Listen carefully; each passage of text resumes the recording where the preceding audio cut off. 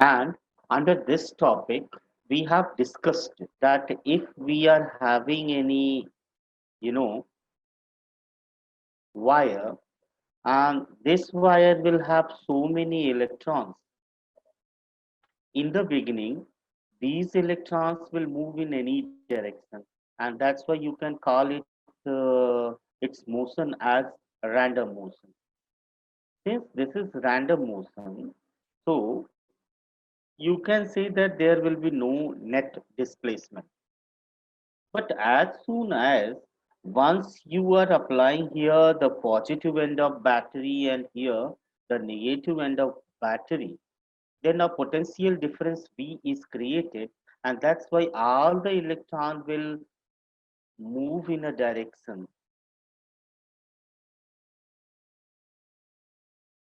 due to a force experienced. But this force will cause an acceleration.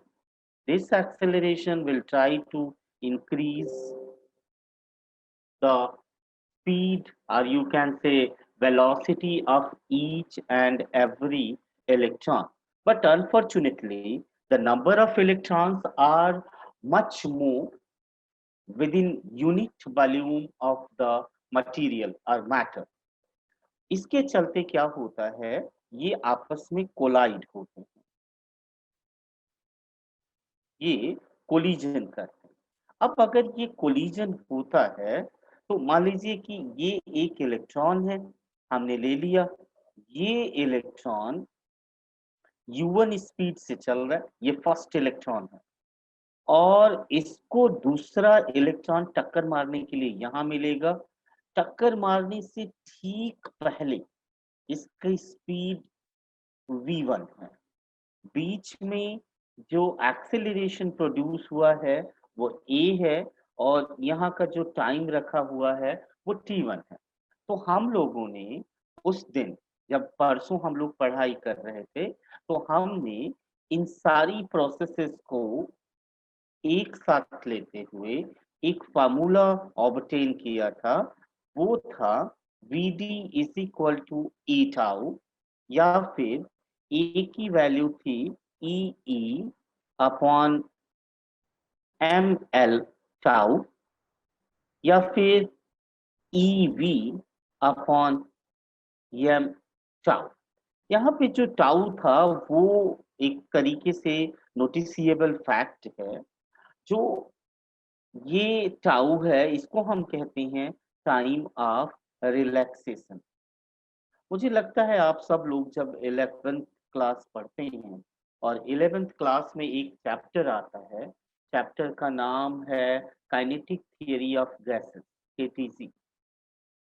वहां पे लगभग ऐसा ही कंसेप्ट एटम्स ऑफ गैसेस के लिए या मॉलिक्यूल्स ऑफ गैसेस के लिए होता है।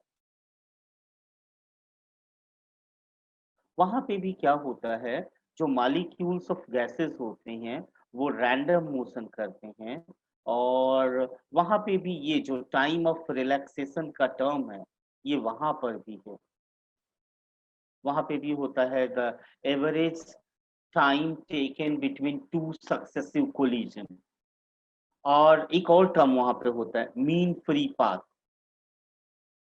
मुझे लगता है कि शायद आपको याद आ रहा हो। याद आ रहा है आप लोगों को कुछ? अनम्यूट हो जाइए, बताइए।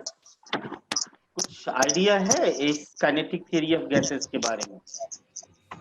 ऐसा कुछ कंसेप्ट आपने ये जब आप लिक्विड वाला चैप्टर पढ़ते हैं, फ्लूइड वाला, उसके बाद के 2-3 चैप्टर्स जो हैं कंटिन्यूअसली, उनमें से एक है। वहां पे ये मीन फ्री पाथ हुआ करता था, टाइम ऑफ रिलैक्सेशन हुआ करता था। वहां पे भी यही सारी बातें थी कि टक्कर होंगी, टक्करों के बाद क्या होगा, एक एवरेज टाइम, औसत समय निकाला जाएगा। तो बहुत सारी चीजें ये हमने वहां पर पढ़ी थी। ठीक है, तो अब हम आगे के सिनेरियो में बात करेंगे। आज हम देखेंगे, मैं आपको अभी का एक कंक्लूजन बता दूं कल परसों का। आर्यन, तुम्हारे बैकग्राउंड में आवाज आ रही भाई। चलिए, कंक्लूजन ये है कि in a conductor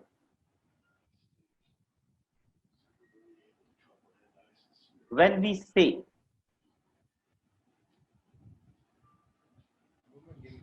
that a current is flowing,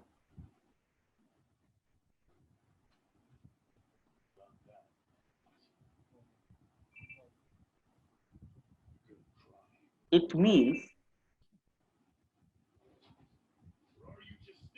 all the electrons are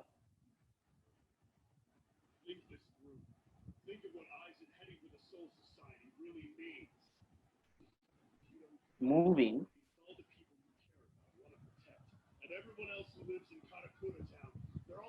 with drift speed.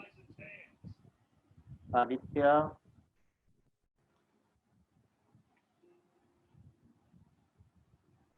तो ये है, जब भी किसी भी कंडक्टर में आप बोलेंगे कि करंट फ्लो हो रहा है, इसका मतलब ये होगा कि उनके इलेक्ट्रॉन्स ड्रिफ्ट स्पीड से मूव कर रहे हैं। ठीक है, तो ये कंक्लूजन है। अब आके देखते हैं हम लोग कि ये जो इलेक्ट्रॉन होते हैं, ये अगर ड्रिफ्ट स्पीड से मूव करते हैं, तो ड्रिफ्ट स्पीड क्या किसी चीज पे डिपेंड करता है, ये देखते हैं। और हम लिखते हैं टेम्परेचर डिपेंडेंस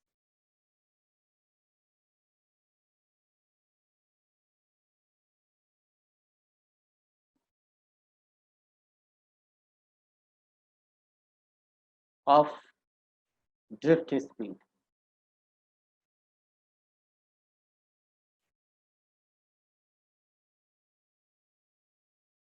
तो मान लीजिए कि आपने क्या किया, एक कंडक्टर लेकर के उसका टेम्परेचर बढ़ा दिया। तो जब आप टेम्परेचर बढ़ाएंगे तो मेरी स्क्रीन पे आदित्य है, तो आदित्य अनम्यूट हो जाइए। आदित्य, आर्यन और कृतिका, तीनों लोग के लिए ये क्वेश्चन है।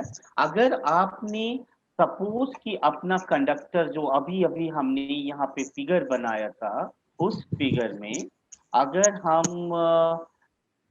सपोज कि हम अपना टेम्परेचर यहाँ पे बढ़ाते, इसको गर्म कर देते,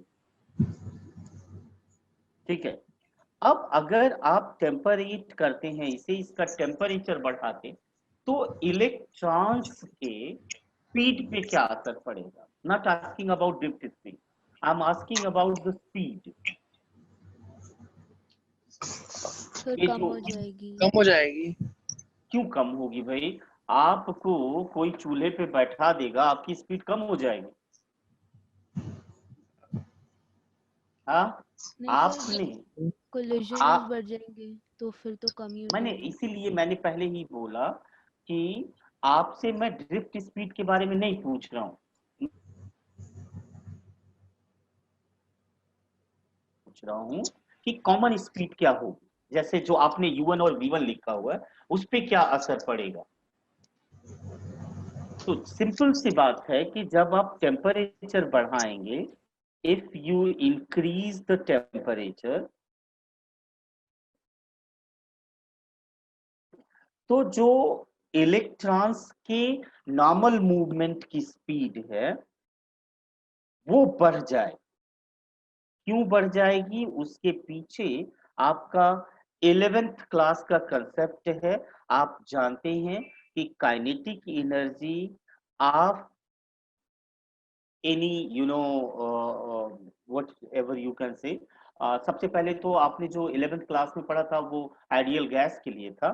तो आइडियल गैस की काइनेटिक एनर्जी अगर आपको याद हो, मैं आपको याद दिलाऊं, तो वो होती है E is equal to 3/2 kT। याद आ रहा है कुछ? अगर 1 मोल गैस है तो फिर कितना? RT। और अगर एक मालिक्यूल है तो फिर ये होता है 3/2 kBT। तो अगर आपने टेम्परेचर बढ़ाया, तो किसी भी पार्टिकल, किसी भी चीज जो कि आइडियल गैस जैसा होगा, उसका एनर्जी बढ़ेगा। एनर्जी बढ़ेगा यानी काइनेटिक एनर्जी बढ़ेगा। काइनेटिक एनर्जी बढ़ेगा, इसलिए जो नॉर्मल स्पीड है जो सिंपल स्पीड है वो बढ़ेगी। Normal speed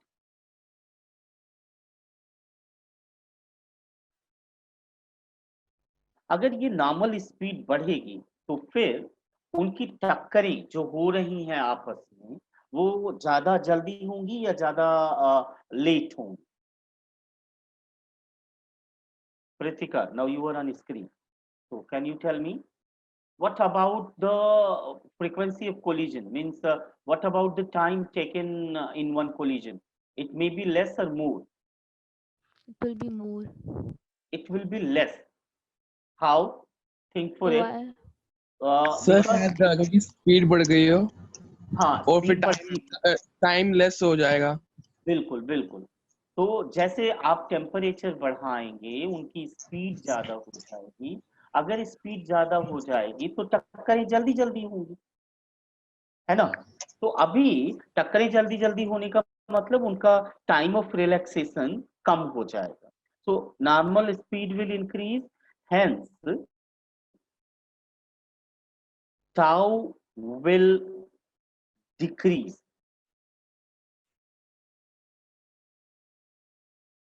And if tau will decrease, then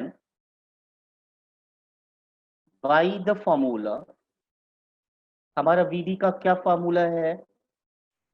अभी अभी लिखा हमने, VD is equal to EV upon ML tau। तो अगर आपने टेम्परेचर इंक्रीज किया तो टाउ डिक्रीज होगा और इसलिए VD क्या होगा? डिक्रीज होगा। तो फाइनल कंक्लूजन ये रहा हमारा। Conclusion: if temperature increases, this imply that tau decreases and hence VD decreases। तो आपका टाउ घट जाता है जिसके चलते VD कम हो जाता है। तो एक कॉमन सेंस की बात अगर सोचें तो आपको लगता होगा कि यार टेम्परेचर बढ़ाएंगे और टेम्परेचर बढ़ाने पे तो क्या होना चाहिए? लोगों को और तेज दौड़ना चाहिए, इलेक्ट्रॉन को और तेज दौड़ना चाहिए। तो इलेक्ट्रॉन तो तेज दौड़ता है, लेकिन ये जो कंसेप्ट ऑफ ड्रिफ्ट स्पीड है ना, इसके हिसाब से ड्रिफ्ट स्पीड वो दौड़ने वाली स्पीड नहीं है। ड्रिफ्ट स्पीड क्या है? बैटरी लगने के बाद, सेल लगने के बाद की एक एवरेज स्पीड है जिससे इलेक्ट्रॉन को चलता हुआ माना जाता है, और अगर आपने टेम्परेचर बढ़ाया तो वो कम हो जाए। ठीक है, अब इसके बाद है आपका next topic, mobility. Sir temperature बोलिए। बढ़ाने पे नॉर्मल स्पीड डिक्रीज हो जाती है क्योंकि नहीं सर शायद इस नहीं नहीं, आप देखिए शायद टेम्परेचर बढ़ाने पर, ये टेम्परेचर है आपका दिख रहा है और ये यस इसकी काइनेटिक एनर्जी है। टेम्परेचर बढ़ाने पर किसी भी पार्टिकल की, आप थोड़ा सा, आप जब फिजिक्स के 2-3 पार्ट होते हैं, हम क्लासिकल मैकेनिक्स कहते हैं और स्टैटिस्टिकल मैकेनिक्स कहते हैं और क्वांटम मैकेनिक्स कहते हैं। तो क्वांटम को तो बिल्कुल किनारे कर दीजिए आप। जो नॉर्मल चीजें हैं जिसमें हम क्लासिकल मैकेनिक्स और स्टैटिस्टिकल मैकेनिक्स कहते हैं, उसमें ये कहा जाता है कि जो आइडियल गैस का मॉलिक्यूल होता है लगभग वैसा ही free electron of a conductor behave करता है। तो जो थियरी, जो फॉर्मूला मैकेनिकली आपके मॉलिक्यूल ऑफ गैस पे लागू होगा, वही वाला फार्मूला आपका फ्री इलेक्ट्रॉन पे लगेगा। तो ये बातें तो आपने पढ़ ली हैं मॉलिक्यूल्स ऑफ द गैस के लिए। तो सेम फार्मूला आप इलेक्ट्रॉन पे इंपोज कर सकते हैं, इसलिए काइनेटिक एनर्जी बढ़ गई। अब काइनेटिक एनर्जी का मतलब क्या होता है? Half mv²। तो जाहिर सी बात है कि टेम्परेचर बढ़ाने पे जो कॉमन यानी नॉर्मल स्पीड है वो क्या होती है? बढ़ जाती है। लेकिन ड्रिफ्ट स्पीड क्या होती है? घट जाती है। तो आपको ये इसलिए भी मैं करा रहा हूं, बता रहा हूं कि आप इसका मतलब समझिए कि नॉर्मल स्पीड यानी सामान्य जो उनका चलने का स्पीड है और ड्रिफ्ट स्पीड, दोनों में काफी अंतर है। ठीक है आर्यन, यस सर। तो क्लियर नाउ? ऐसा सर मैं बस यही सोचा था कि ऐसा हीट एनर्जी अगर होगा तो मतलब कि आधी एनर्जी तो हीट में ही उसकी खत्म हो ना जाएगी, ना तो ना मैं ना ना सोच ना रहा। ना। भाई हीट तो आप दे रहे हो ना, उसके अंदर से हीट थोड़ी ना निकल के आ रही है। Okay sir. Temperature increasing means what? You are heating, means yes you are providing heat. तो केमिस्ट्री की लैंग्वेज में प्लस क्यू नहीं बल्कि माइनस क्यू, यस सर। है ना? चलिए आगे चलते हैं हम लोग। अब आते हैं ओम्स लॉ पे। 10th क्लास में बड़ा पॉपुलर सा ये क्वेश्चन होता था, ओम्स लॉ। तो स्टेटमेंट बता दीजिए, कितने लोग बताएंगे? आर्यन ही है स्क्रीन पे, आर्यन, ओम्स लॉ बता दो।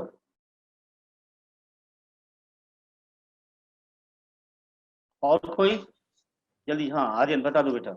इसका डेफिनेशन, हाँ हाँ, स्टेटमेंट।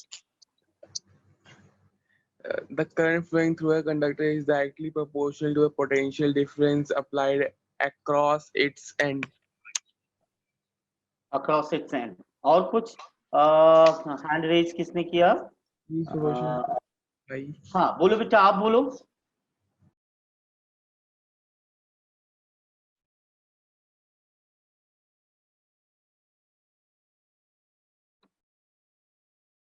स्टेटमेंट आपने सही बोला लेकिन अधूरा बोला आर्यन। सर फिलहाल तो इतना ही याद है। फिलहाल इतना ही याद है, चलिए कोई बात नहीं। देखिए स्टेटमेंट में आपने बिल्कुल सही बोला, the potential difference across any conductor is directly proportional to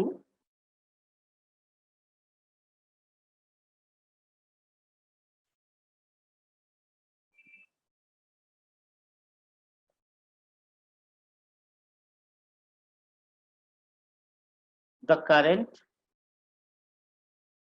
electric current flowing through it.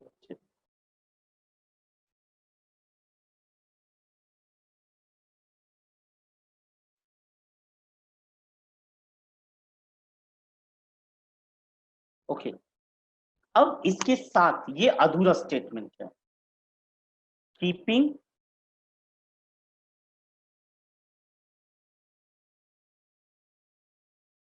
its physical conditions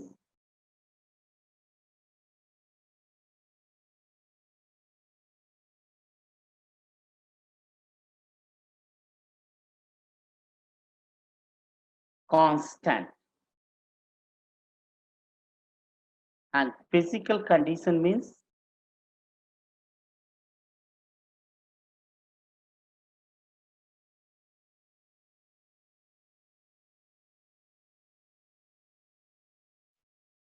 number one, length, आपको इसकी लेंथ नहीं बदलनी है। Number two, cross sectional area, आपको इसकी एरिया नहीं बदलनी है। टेम्परेचर, टेम्परेचर नहीं बदलना है। एंड कंपोजिशन, इसका स्ट्रक्चर नहीं बदलना, composition.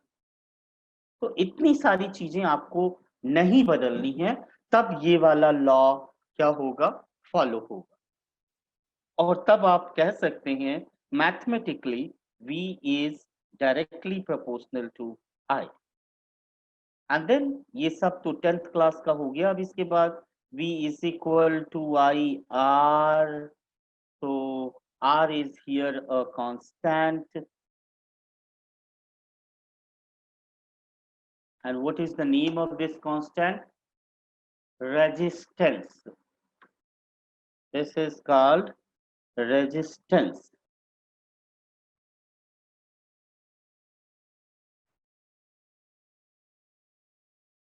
Okay, so we can have R is equal to V upon I.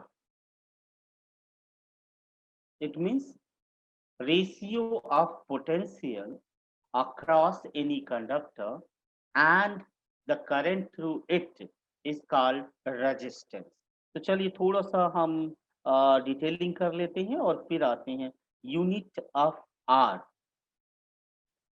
is equal to unit of V divided by unit of I. V की यूनिट क्या होगी?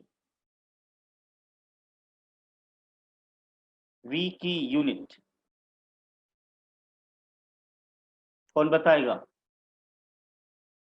Sir, volt. Volt. Chris, very good. Volt. Now, what is the unit of current? Ampere. Ampere. Done. So this is volt per ampere, and volt per ampere is known as ohm, and its presentation is Greek letter omega.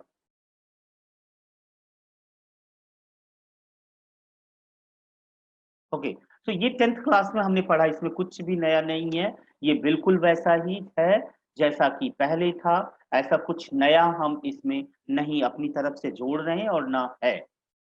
अब इसके बाद है आपके पास Ohm's law का verification with the help of drift speed.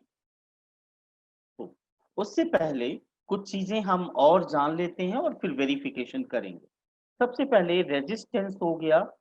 एक नया term आता है कंडक्टेंस. ये 10th क्लास में नहीं था. कंडक्टेंस को G से प्रेजेंट करेंगे और नाम से ही पता है कि ये रेजिस्टेंस का उल्टा है, यानी conductance G is equal to 1 upon resistance.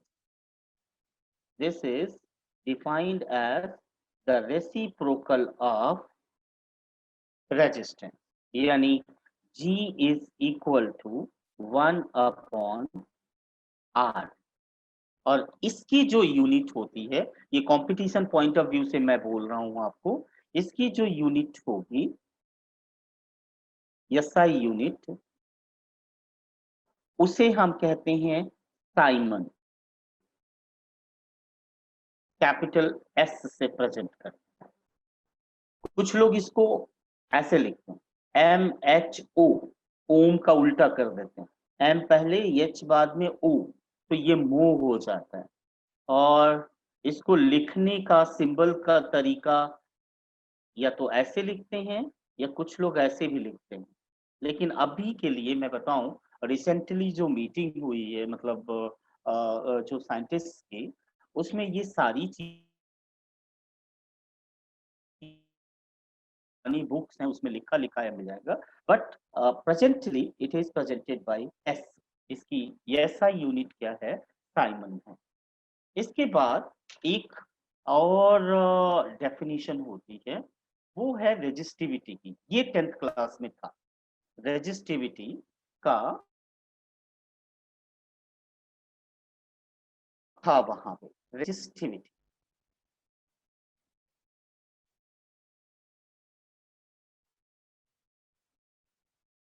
Resistivity का एक और नाम होता है, हम लोग इसे स्पेसिफिक रेजिस्टेंस भी कहते हैं. ये 10th क्लास में बड़ा इंपॉर्टेंट हुआ करता था. व्हाट इज रेजिस्टिविटी या what do you mean by resistivity? Right the difference between resistance and resistivity. तो स्पेसिफिक का मतलब होता है विशेष, स्पेशल. तो अगर मेरे पास एक स्पेशल वायर हो, special wire in the sense कि मेरे पास एक वायर हो जिसकी लंबाई 1 मीटर हो और उसका cross sectional area 1 metre square हो, तो उसका जो रेजिस्टेंस होगा हम उसे स्पेशल रेजिस्टेंस या स्पेसिफिक रेजिस्टेंस कहेंगे, और इसी को हम रेजिस्टिविटी कहते हैं। तो डिफाइन कर लेते हैं हम लोग। It is defined as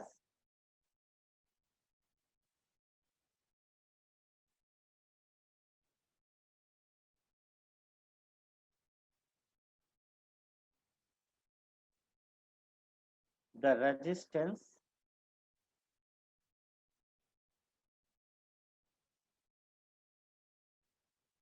of a wire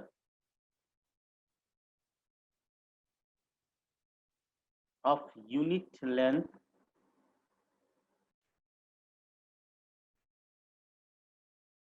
and unit cross sectional area.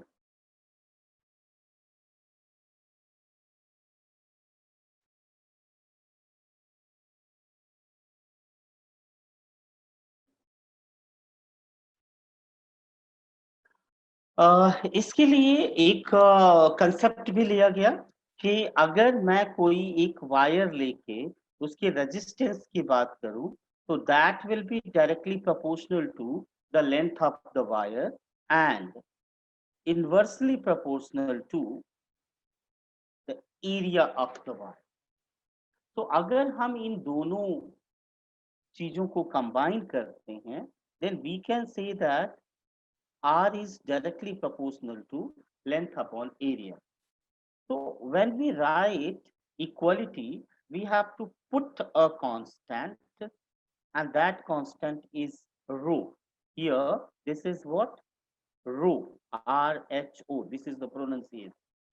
Rho is a constant and its name is resistivity.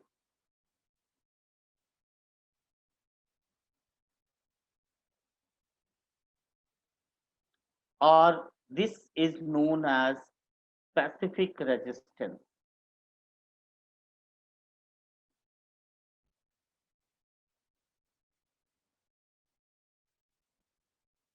तो यूनिट निकाली जाए इसकी।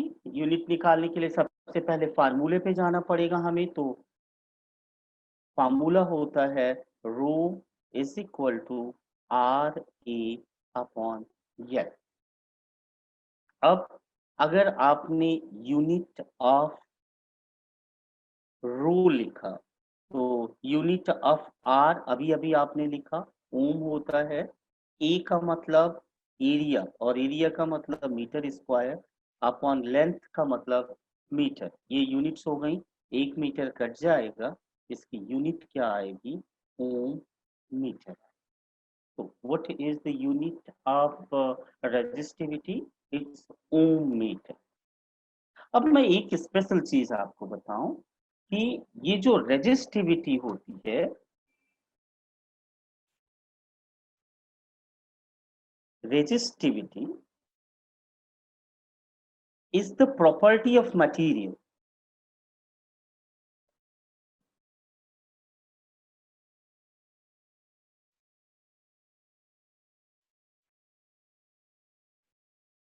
Property of material means if material changes,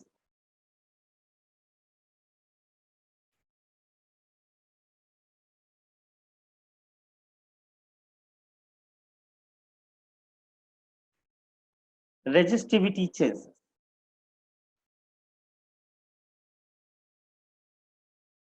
इसका लेंथ, ब्रेथ, एरिया, विड्थ, इन सारी चीजों से कोई लेना देना नहीं होता। It does not depend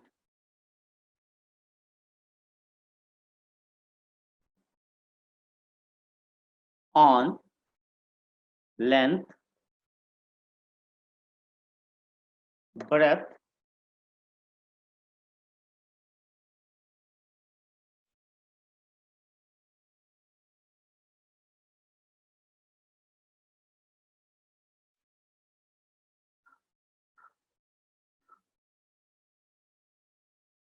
area of the conductor. तो ये एक इम्पॉर्टेंट बात है और यही डिफरेंस भी है। इस बार बोर्ड में ये क्वेश्चन पूछा गया था, है ना। कभी कभार लोग कहते हैं कि इस साल का फिजिक्स का पेपर बड़ा टफ आया था, है ना। कितने लोगों को ये पता है कि इस बार का फिजिक्स का पेपर टफ आया था? तो फिजिक्स का पेपर टफ आया था, लेकिन उस टफ पेपर में भी क्वेश्चन था right the difference between resistance and resistivity. तो किस बात का टफ था? पेपर में क्वेश्चंस इतने आसान थे कि वो टफ हो गए। तो अगर अभी आपको कंक्लूड करना पड़े what are the differences between resistance and resistivity, तो फिर डिफरेंसेस अगर लिखना चाहें तो आप क्या लिख सकते हैं? एक तरफ आप रेजिस्टेंस लिख लें, ये 10th क्लास का क्वेश्चन, और एक तरफ रेजिस्टिविटी लिख लें।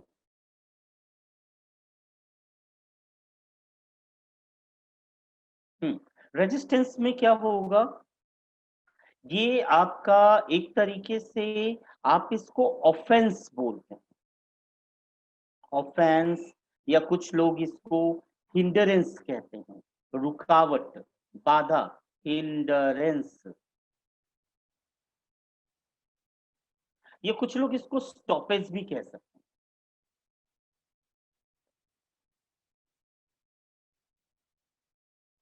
In the way of current.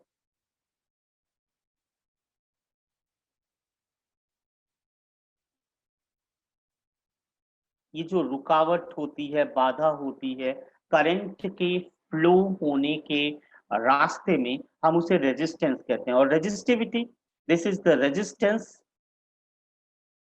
Of unit length, मैं शॉर्टकट में लिख रहा हूं, and unit cross sectional area. तो ये पहला अंतर हो जाएगा। दूसरा डिफरेंस आप यूनिट का कह सकते हैं, इसका ओम होता है, इसका ओम मीटर होता है। तीसरा आप इनका ये लिख सकते हैं, it depends on length, cross sectional area, etcetera etcetera. और ये क्या होगा? It depends on material only, nature of the material only. तो ये 3 आप डिफरेंसेस लिख सकते हैं। अब एक और टर्म आता है, रेजिस्टेंस का उल्टा कंडक्टेंस था, तो रेजिस्टिविटी का उल्टा होगा conductivity.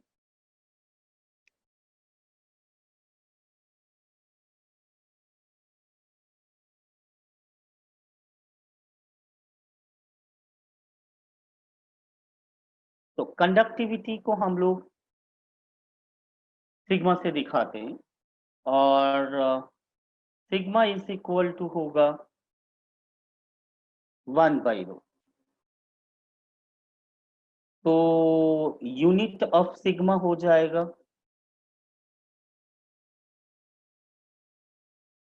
Simon inverse metre inverse. No no, sorry sorry sorry, ohm inverse metre inverse ना, तो साइमन इंटू मीटर इनवर्स, ये कंडक्टिविटी का रिलेशनशिप। अब हमें बहुत सारी, एक और डेफिनेशन हमें पढ़ना है यहाँ पे, वो भी मैं पढ़ी लिखी दूं यहाँ पे, वो है मोबिलिटी।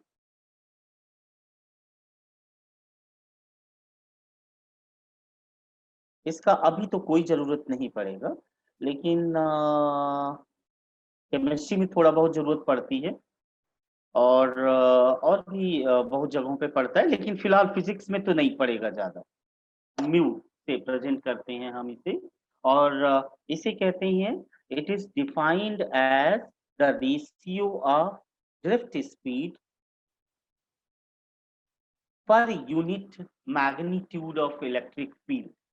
आपको पता है कि वीडी, जिसको आप ड्रिफ्ट स्पीड कहते हैं, वो सिर्फ और सिर्फ पोटेंशियल डिफरेंस क्रिएट करने से होगा, और पोटेंशियल डिफरेंस क्रिएट करते ही एक इलेक्ट्रिक फील्ड आती है। ये इलेक्ट्रिक फील्ड ही डिसाइड करेगी कि Vd की वैल्यू कितनी होगी।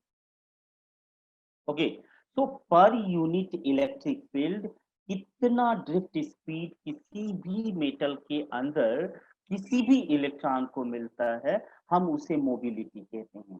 ये जिस भी मटेरियल का जितना ज्यादा होगा वो उतना गुड कंडक्टर होगा। It means mu will be if more will be the mobility, more will be the conducting nature, more will be the conductance, less will be the resistance। तो इतनी सारी चीजें हैं यहाँ पे हमारे पास। अगर मैं इसे सॉल्व कराना चाहूँ तो Vd का एक फार्मूला आपने ये लिखा हुआ है, E upon m into tau upon mod of E। Mod of E में E वेक्टर होगा, तो E से कैंसिल हो जाएगा, तो mu is equal to E upon m into tau. ये तो अब जरा अपने आप को अनम्यूट करिए और जितना अभी तक पढ़ा है उस पे आपके कोई सवाल हो, कोई क्वेरीज हो, कोई डाउट हो, यू मे आस्क। हाँ Chris, do you have any doubt? No, sir. Anybody else?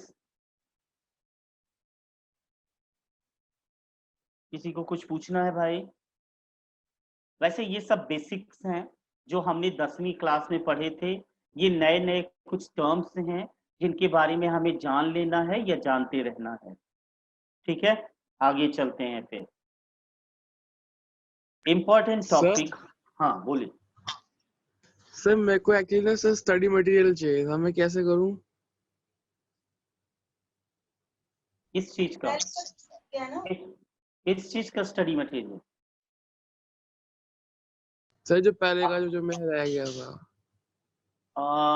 तो सर ने नहीं भेजा? नहीं सर, मैंने उनसे बोला 2-3 बार, बोला, उन्होंने भेजा ही नहीं। कोई नहीं, मैं भेज दूंगा। Thank you sir. या सिर्फ ये जो कंटेंट है लिखा हुआ वो चाहिए? वीडियोस लेने में तो इतना सारा डाटा खर्च होगा आपका, है ना। एक सिंपल सा जो ये अभी जो बोर्ड वर्क होता है ये ले लीजिए, या मैं आपको नोट्स भेज दूं, या अगर आप चाहें, अगर आपको ईज फील होता है तो वीडियो भेज देते हैं। ठीक है सर नोट्स हाँ भेज दो। हाँ हाँ ठीक है, फिर अच्छी बात है, फिर तो मैं भेज दूँ।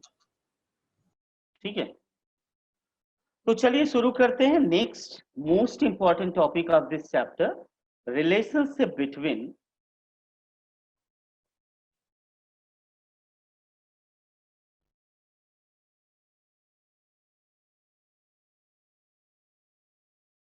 electric current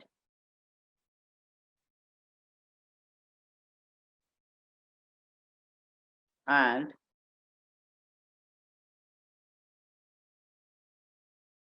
drift speed।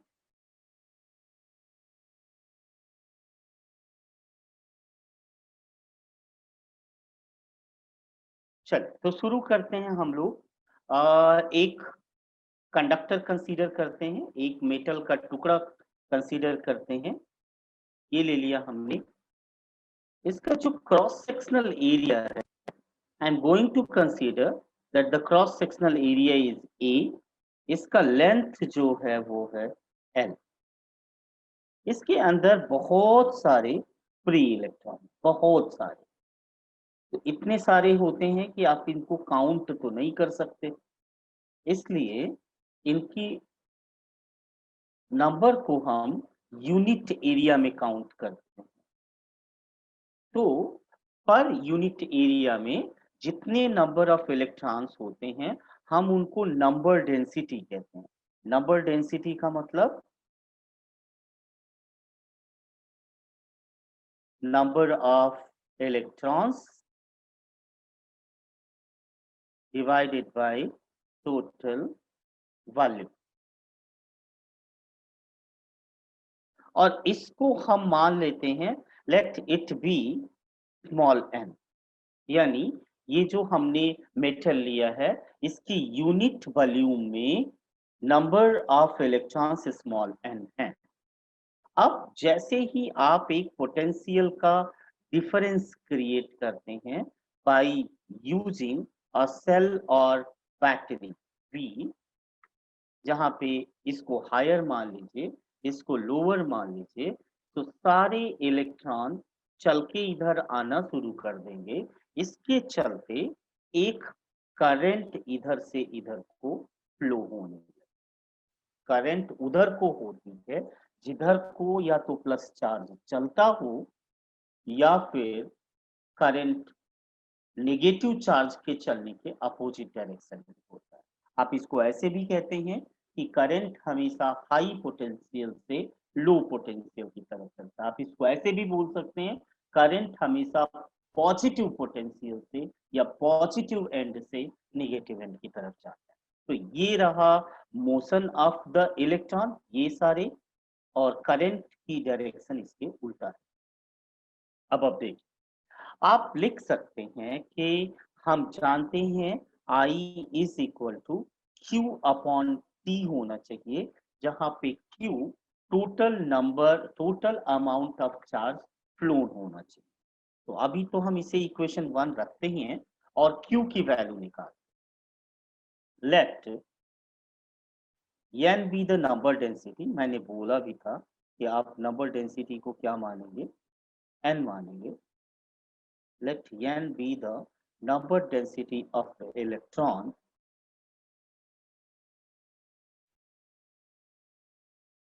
of taken conductor। हमने जो कंडक्टर लिया है, then total number of electrons कितने होंगे, then total number of electrons। सोचिए जरा, टोटल नंबर ऑफ इलेक्ट्रॉन्स की बात अगर हम करते हैं तो हमें ये देखना पड़ेगा, हम टोटल नंबर ऑफ इलेक्ट्रॉन्स को कैपिटल एन लिख दें तो फिर ये होगा n इंटू वॉल्यूम। अब ये जो वायर आपने लिया, इस वायर का वॉल्यूम कितना होगा भाई, और कौन कौन है स्क्रीन पे, आर्यन, क्रिश। अगर आपने इसकी एरिया को ए लिखा हुआ है, लेंथ को एल लिखा हुआ है, तो टोटल वॉल्यूम कितना होगा बेटा, A into L. very good. And that's why I can write it here as n a l। so this is the total number of total number of electrons in the conductor। so the total charge in the conductor,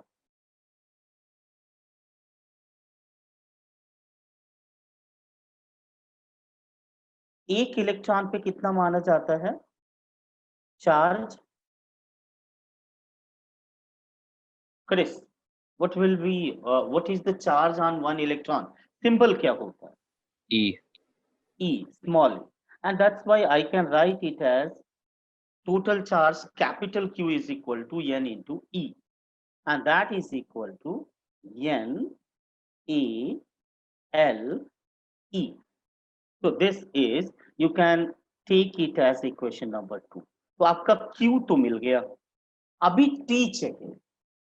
मैंने आपको जब ये chapter start किया तो एक conclusion लिखाया कि भाई अगर किसी वायर में करंट फ्लो हो रहा है तो आप ये सारी बातें भूल जाइए कि इलेक्ट्रॉन किस स्पीड से किधर किस दिशा में जा रहा है, बल्कि आपको ये सोचना होगा अब कि अब सारा इलेक्ट्रॉन ड्रिफ्ट स्पीड से आगे बढ़ रहा है, करंट की दिशा के उल्टा। यानी आपका हर एक इलेक्ट्रॉन जो आपने यहाँ पे ले रखा है वो ड्रिफ्ट स्पीड से चलना शुरू करेगा। तो अगर वो यहाँ से चल के इस एंड तक जाएगा तभी तो हम इसे फ्लोन आउट कहेंगे ना भाई, पूरा यहाँ से निकलेगा। तो पूरा का पूरा चार्ज इस कंडक्टर से बाहर निकल जाने में कितना टाइम लगेगा, तो सिंपल मैकेनिक लॉ लगा दें, time is equal to the time taken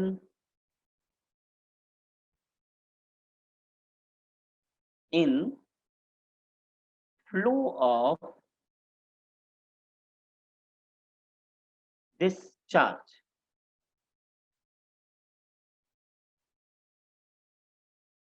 क्या हो जाएगा भाई? आप लिखेंगे T इज इक्वल, कितना लेंथ चलनी पड़ेगी, कितना डिस्टेंस चलना है। देखिए यहां एक एंड से शुरू होगा, दूसरे एंड पे पहुंचेगा, तो कुल डिस्टेंस आपको जो इलेक्ट्रॉन लिया है उसको पूरा डिस्टेंस चलना है L, और पूरी स्पीड से चलना है, और वो कितना है VD। आप इसको ले सकते हैं इक्वेशन 3। तो अब आप इक्वेशन 1, इक्वेशन 2 एंड इक्वेशन 3 एक साथ ले सकते हैं। क्या हो जाएगा इसको एक साथ लेने पे? आप लिखेंगे I is equal to Q, जो कितना है NaLe अपॉन T कितना है L upon VD। L cancel हो जाएगा, VD ऊपर चला जाएगा, और ये बन जाएगा NaEVD।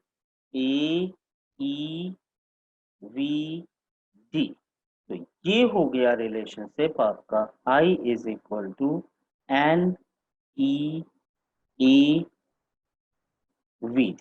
ये है रिलेशनशिप बिटवीन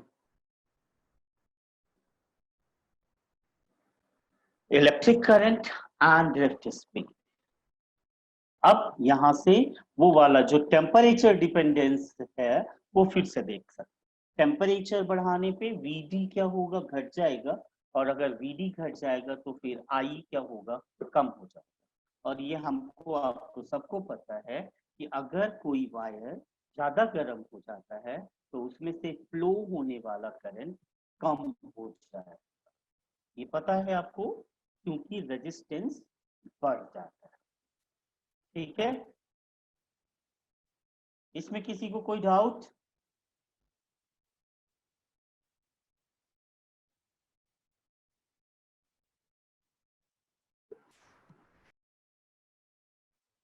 बोलिए।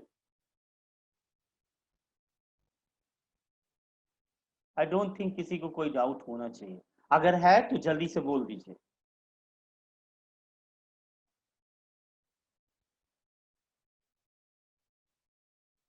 नहीं, चल आगे चलते हैं हम लोग, और अब लिखते हैं हम लोग वेरिफिकेशन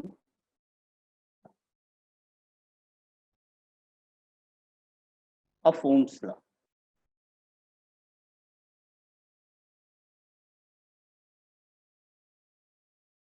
ये भी इंपॉर्टेंट है, फिजिक्स वालों का तकिया कलाम होता है। वो जब भी कोई चीज पूछते हैं, कोई स्टेटमेंट या लॉ पूछते हैं, तो आप कहते हैं स्टेट एंड प्रूव। तो ये फिजिक्स वालों की मजबूरी है, वो अपने आप हैंड से टाइप हो जाता है।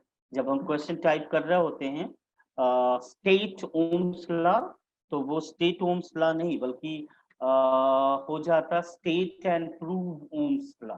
तो अभी हम प्रूफ पे जा रहे हैं ओम्स लॉ के, और ओम्स लॉ की प्रूविंग हम यहीं से करेंगे। यही I is equal to, we know that I is equal to NeAV. So equation number 1. Now VD is equal to कितना भाई? आज ही पढ़ा अभी, कितना E, और आपको पता है ओम्स लॉ में V आता है, तो EV अपॉन ml टाउ लेंगे हम, और इसको यहां पे रख देंगे इक्वेशन 1 में। बाय इक्वेशन 1 एंड 2 अब हम क्या करेंगे, I इज इक्वल टू लिखेंगे, I is equal to NeA, और VD की जगह लिखेंगे EV अपॉन ml इंटू टा, और ये हो जाएगा फिर NE स्क्वायर, और फिर इसके बाद होगा E upon ml into v into tau. ये हो गया आपका I is equal to NE square E tau upon ml into capital V। अब देखिए, मैं V को पर्पसली आउट कर रहा हूं। अगर मैं यहां से V अपॉन I लिखूं तो फिर ये बन जाएगा ml upon NE square E tau. ये बन गया आपका इक्वेशन नंबर 3। अगर ओम्स की लॉ के कंडीशंस को हम फॉलो करें तो उसमें लिखा हुआ था कि if physical conditions are kept constant, if physical conditions are kept constant, तो फिर ना तो लेंथ बढ़ेगी चेंज होगी, ना तो एरिया चेंज होगी, और ना तो टेम्परेचर चेंज होगा। और अगर टेम्परेचर चेंज नहीं होगा तो टाउ भी चेंज नहीं होगा, मटेरियल चेंज नहीं होगा तो एन भी चेंज नहीं होगा। और आपको पता है एम और ई ये तो दोनों ऑलरेडी कांस्टेंट होते हैं। एक होता है charge on mass of electron और दूसरा होता है चार्ज ऑन। तो सारी की सारी चीजें, एम कांस्टेंट हो गया, एल कांस्टेंट हो गया, एन कांस्टेंट हो गया, ई कांस्टेंट हो गया, ई कांस्टेंट हो गया, टाउ कांस्टेंट हो गया। तो अगर सारी ही चीजें कांस्टेंट हो गई तो फिर इसके बाद आप कह सकते हैं कि so V upon I is equal to constant. अब अगर दो चीजों का रेशियो अगर कांस्टेंट हो तो आप कह सकते हैं V is directly proportional to I. This is Ohm's law.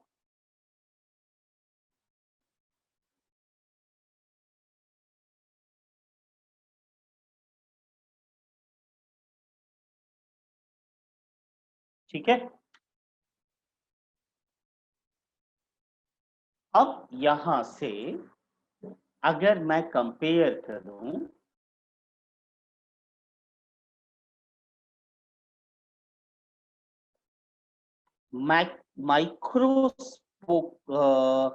Microscopic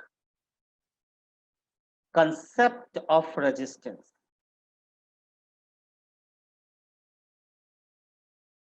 मतलब मेटल के अंदर ऐसा क्या है जिसके चलते वो ऑफेंस प्रोड्यूस करता है।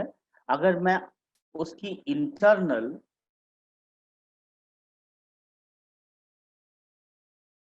अब इस चीज की हेल्प ले लेनी चाहिए, और इस चीज की हेल्प के अनुसार V upon I is equal to ml upon NE square E और टाउ आया हुआ है। और आपको पता है कि V बाई I की वैल्यू बाई ओम्स लॉ कितनी होती है? R।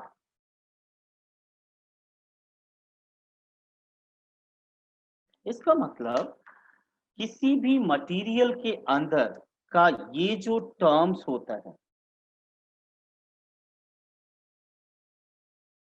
m यानी mass of electron, length of conductor, NE square E and tau, ये इंटरनली रेजिस्टेंस के लिए जिम्मेदार है और इन्हीं से रेजिस्टेंस बनता है। तो ये रेजिस्टेंस का माइक्रोस्कोपिक फार्मूला है, या इंटरनल प्रॉपर्टीज के कारण हम इसको एक्सप्लेन कर रहे हैं कि रेजिस्टेंस का फार्मूला क्या होता है। अब आप जानते हैं but R is equal to rho L by E। अभी आप इस फार्मूले को और इस फार्मूले को कंपेयर कर दीजिए। कंपेयर, जैसे ही आप कंपेयर करेंगे आप देखेंगे एल एल से कैंसिल हो जाएगा, लिख रहे थे rho L by A is equal to m L by n e square A tau. L से L cancel, A से A cancel. What will be here? Rho is equal to M upon N E square tau. तो ये है resistivity का formula, ठीक है. और ये बिल्कुल बेसिक है. ये जो फार्मूला है, ये वाला जो फार्मूला है, ये बताता है कि किसी भी मेटल के पास जो बेसिक प्रॉपर्टी है वो रेजिस्टिविटी. रेजिस्टिविटी में लेंथ और एरिया का multiplication according to the formula होता है और रेजिस्टेंस आता है. कहने का मतलब ये है कि मेटल के पास जो नेचर होता है वो रेजिस्टिविटी का, रेजिस्टेंस उसका फिजिकल अपीयरेंस है जो लोगों को दिखाई देता है, ठीक है. तो ये रेजिस्टिविटी है. रेजिस्टिविटी का फार्मूला कभी कभार पूछा जाता है, ये माइक्रोस्कोपिक लेवल पे रेजिस्टेंस का फार्मूला पूछा जाता है और इस पे कई बार क्वेश्चंस आते हैं डिपेंडेंस इंडिपेंडेंस का. अगर मैं टेम्परेचर बढ़ाऊंगा टाउ घट जाएगा, रेजिस्टेंस क्या हो जाएगा, बढ़ जाएगा. यानी टेम्परेचर बढ़ाने पे रेजिस्टेंस भी क्या होता है, बढ़ता है. यहाँ पे भी वही हाल, टेम्परेचर बढ़ाने पे रेजिस्टिविटी क्या होगी, बढ़ेगी. तो रीजनिंग आपको पता होना चाहिए, ठीक है. तो अभी कोई सवाल हो आपके मन में आप पूछ सकते हैं, क्योंकि समय भी ऑलमोस्ट खत्म ही है, 1 मिनट रह गया है. अगर आपके पास कोई डाउट हो related to till this chapter, जितना हम करके आए हुए हैं, कोई किसी भी टॉपिक पे कोई कंफ्यूजन हो. No, sir.